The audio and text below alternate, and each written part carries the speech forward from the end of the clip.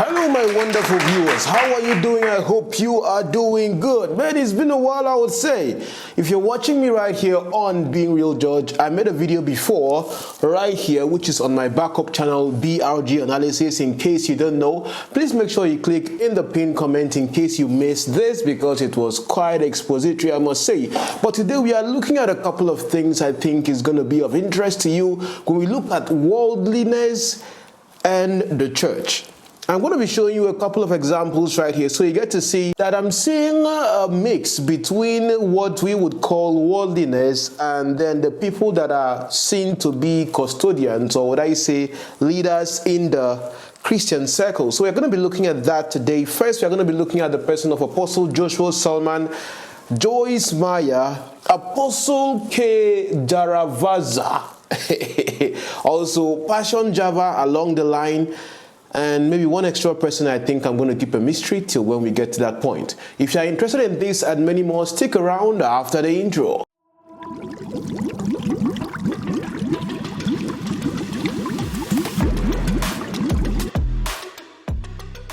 Let's go on. Now, if you look at this picture right here, this picture is a picture of three people that are said to be men of God. One is Passion Java, the other there is Apostle Jaravaza. Some of them, you may not know them, but I think some of you that are on Facebook will remember some of the pictures I posted in the past. These pictures right here, that's the person I'm talking about, Jaravaza. And the other person right here is Prophet Freddy. Now, three of them are pastors or people in ministry that are into music. Okay, so Passion Java owns a music record himself. Then Apostle Jaravaza himself also have Apostle K records as well. I don't know if Freddy has a record label. Please, if you are following Prophet Freddy, of course, tell me in the comments if he has a record label of his own. So it was Apostle K that posted this and said, oh, come on, which of them is a man of God into music that is, doing well and blah, blah, blah. He posted that on Instagram, I think. So as we are watching, I'm going to be going through my computer and be showing you the things I got to find out while I was looking at this particular story. But before I continue, all my channel members, I want to deeply appreciate all of you. I think you're about 9 or 8, 𝐻𝐶IMS, Temi, everyone, all of you are wonderful. Thank you very much for being part of the channel. It's good to know that you are right there as my members. But moving on right here. Now, I found something really interesting about Apostle K, which before I continue, I want us to listen to what Apostle Joshua Selman said about, Christians and worldliness and a couple of things that Christians do. You need to repent. Hallelujah. Some of you would think it does not matter. A gentleman sent me a text and said, what do I think about tattoos? I said, if you have it before you were born again, there's nothing that can happen. But if by the time you are born again and you still want to do all of these things, you see, all things are lawful, but not all. In the kingdom, it's not all about sinfulness and righteousness. There are times it's about foolish and wise. There were 10 virgins. They were all virgins. And yet, as virgins, they still suffered because 5 were foolish and 5 were wise. Are we together now? If I draw a mouse on my head now and I come to preach, and I say it's my life, it's not my business, please don't feel bad. I'm just to touch on it and then we'll pray. Are we together? And you don't, I just tell you, will you believe if I'm praying for you? Let's not say these things don't matter and keep making a fool out of ourselves. No, sir. If someone did it in the past and the person has come to the fold, there's nothing we can do. Believers, let's be careful. Respectfully speaking, some of these things we ship from the West. I'm not condemning, but the West needs the mercy of Africa. God is shipping people to correct things there. The generation of people who have risen right now is a generation that does not respect God. Just because they are technologically advanced does not mean they are spiritually advanced. Don't trade your heritage or spirituality. Oh, you might be wondering, okay, so George, why are you playing the message of Apostle Joshua Selman? Oh, he's a man of God. Me, I don't label your preachers. What Apostle Joshua Selman said here, indeed, I think to a great extent it makes sense. Because look at the person of Joyce Meyer right now. All of you know Joyce Meyer. Come on, if you don't know Joyce Meyer, I don't know if you are. Okay, some people may not really know. Yeah, it's true, some people may not really know. Yeah, depending on the kind of church you are going to, you may not know. But if you're someone that you're on social media, at least you know who Joyce Meyer is. She recently got, tattoos, and this is what she preached about it though. Now, see, some of you think it's fine, and some of you think, man, you get a tattoo, you're on your way to hell. And you're free to think what you want to. But you're not free to judge people who do what you don't think they should do. So if you look at this right now, what do you think about that? Do you think that Joyce Meyer herself is justified by what she was saying and more of like justifying what she believes about getting tattoos? Because if tattoos itself right now is more, that means any other thing like I'll be discussing right now doesn't really matter. But let's continue right now, because this main video is focused on our mystery person I posted about. Many of you on Facebook didn't know him. We were more of like, wow, this is classy. And when I'm going through the pictures, let's look at the pictures together right now, so you can see them on your screen. So this is the wife of Jaravaza herself. Quite interesting, I would say. Look at the eyelashes, is something else. Look at the nails, man, and look at the knuckles right there. So women will be more of like, this one, she don't rub cream. Also, moving on right here, you could also see right there, the husband as well. Look at how white he looks. Okay, I'm going to show you a recent picture right now. This one is just the one that is like an older picture, but don't worry, we are getting there. And also look at this one right now. Look at him right there. All like these people. Look, man, come on. The name of his ministry is actually Observers Ministries International. So this is my assumption, okay? Once you go there, you have to be very observant. Either you go there to be observed, or you are going there to observe whoever it is that is your GO, or you are going there to observe God. But I had to do some digging beyond this, because he's actually new in Cape Town, South Africa, where he's actually based right now. So it's quite interesting looking at this. Someone even said here in the comment, Chai, pastor's wife, Lord Jesus, please save the world. I know maybe your pastors do not even dress like this, I would say, okay? But these people, that is their brand, that is their packaging, would I say, for the ministry. And you can see right there, I'm going to go to the people that are behind them, so you get to see what I'm seeing right here in these pictures. And look at them right here together, pastor and wife. Look at men. Look at the hair, pink. If it's Mommy Gio that saw this one now, this is Mommy Gio will be like, Mommy Gio will just give them woto. But moving on right here, look at them right there, like always, packaging. By the way, let me ask you people, like, because if I talk now, they will say me, I'm calling out man of God, I am Antichrist. What do you think about this kind of like, the dressings and the packaging? Someone will say like, so it's like, she looks like a slave queen or this and that. Looking at the heaviness of the eyelashes that can even sweep the ground, the hair, everything is just looking pop. I'm like, if this person is even preaching to you in church, like if you're sitting right there in church and looking at the person, like what is your eye caught up? Are you caught up in the looks of the figure, or are you caught up in the appearance of the man, or are you caught up in the aura of the presence of God there? Like, what is your attention based on? Like I always tell you guys, attention remains currency, but we'll look at that clearly when we look at the person of Prophet Passion Java. Also looking at another picture right here, look, wow, very interesting. This way it now becomes more interesting. Then you come here, you say, man of God, pray for me. God is not a fool. This is him right there in 2019, year of fire. The same man. How did he move from being like this to being what you have just been seeing right now on the pictures? Think about that for a moment. This man was practically, come on, this is not a miracle. It's not as if you pray. You cannot pray this. You cannot pray yourself to look like this now. Me, if I'm talking now, you say, You cannot pray yourself to look like this. As in onete. You know, there are some people that that's why you look at me. I'm not comparing myself to him, but me, I'm not too black, I'm not too white. Even this video now, I have managed to make myself look a little bit handsome. I'm not too fine like that, but at least I manage them. How he went from this, now the wife has always been like not very fair like this, but also light skin. Let me show you a throwback video of both of them together. I think about 4 years ago or something.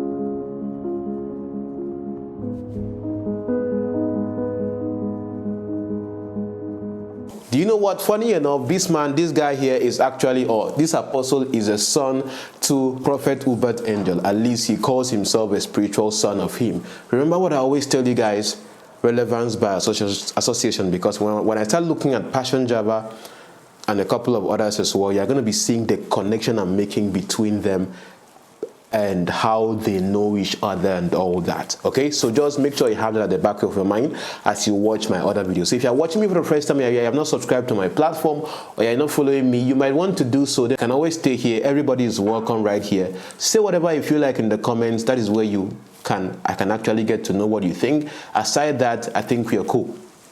So when I get to look at this, it now shows, is this a glorification of the body? Is it a glorification of the flesh or something? And someone will say, come on, there's nothing wrong with bleaching. I'm not saying there's anything wrong with bleaching. I'm not coming here to come and, demonize you for using some kind of creams that make you look better than the way you are. For the fact that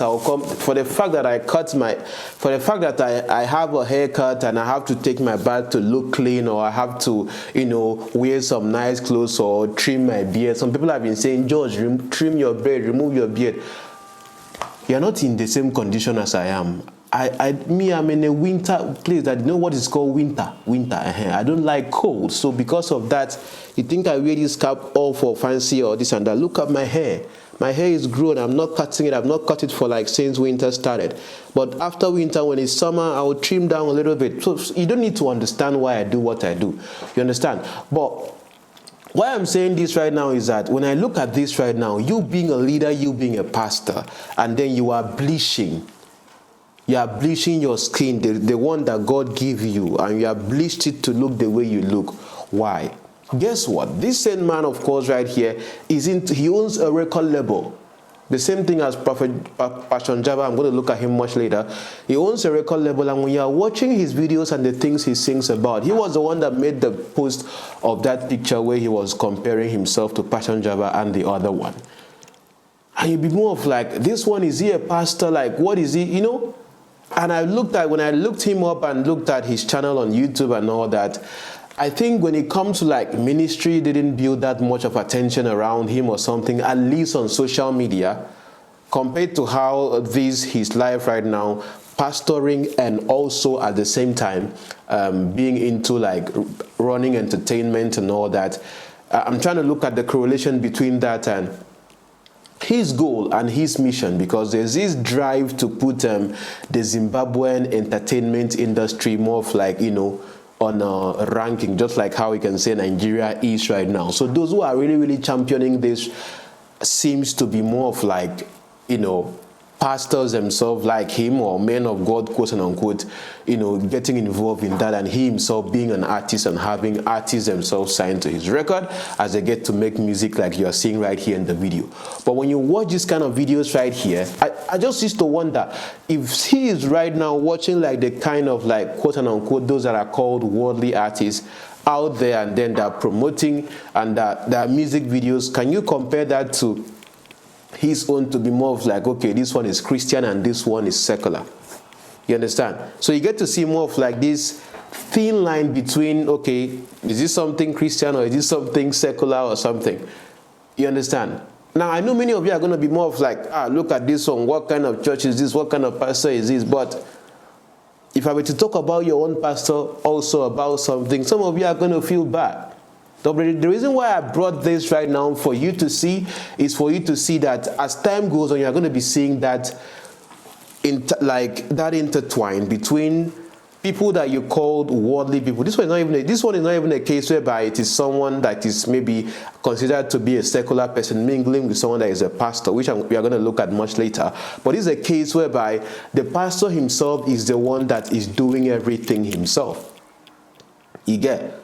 Which is even more come on, recently Frank Edwards reposted a post by Fino who shared his new song, you understand, and he tagged Fino to that particular post on his Instagram. So Frank Edwards is someone that is considered to be more of a gospel artist, but he's clearly showing his solidarity and his friendship with the person of Fino, or would I say giving a shout out to Fino for posting his song. Do I see anything wrong with that?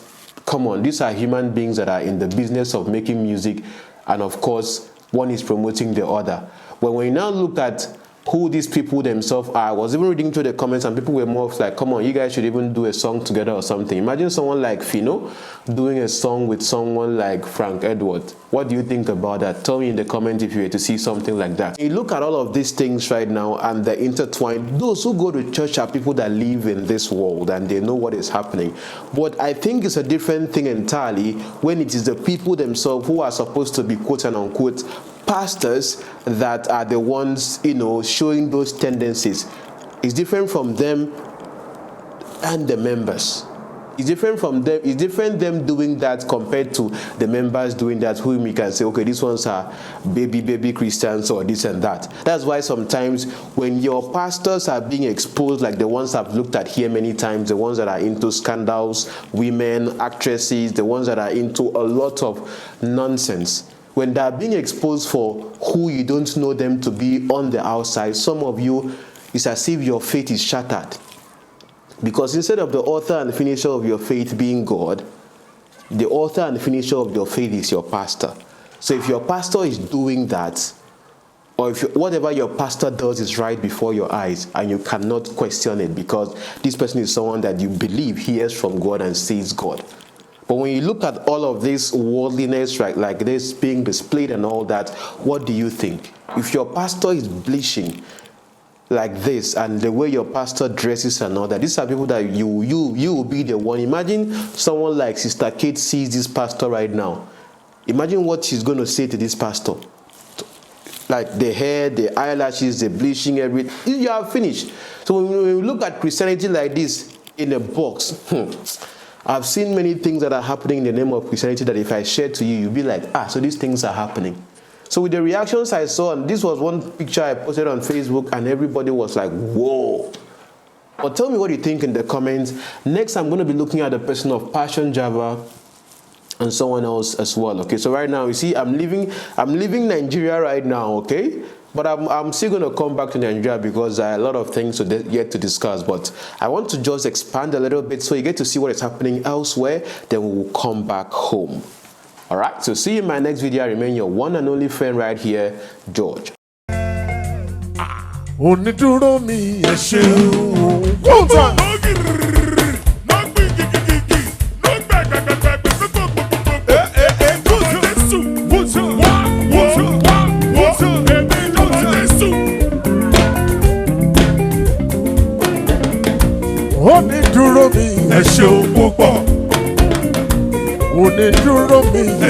o. Onídúró mi ẹ ṣeun púpọ̀. Ó jẹ́ ènìyàn ló dúró mi wọ́n ti mọ̀ sí ẹ̀gún. Onídúró mi ẹ ṣeun o. Ọlọ́run o. Onídúró mi ẹ ṣeun o. Onídúró mi ẹ ṣeun púpọ̀. Ó jẹ́ ènìyàn ló dúró mi wọ́n ti mọ̀ sí ẹ̀gún. Onídúró mi ẹ ṣeun o. Onídúró mi ẹ ṣeun o. Kútú ọmọ tí mo jọmọ Jésù wá tí mo jọmọ Dádì. Onídúró mi ẹ ṣeun púpọ̀. Ó jẹ́ ènìyàn ló dúró mi wọ́n ti mọ̀ ṣe é o. Onídúró mi ẹ ṣeun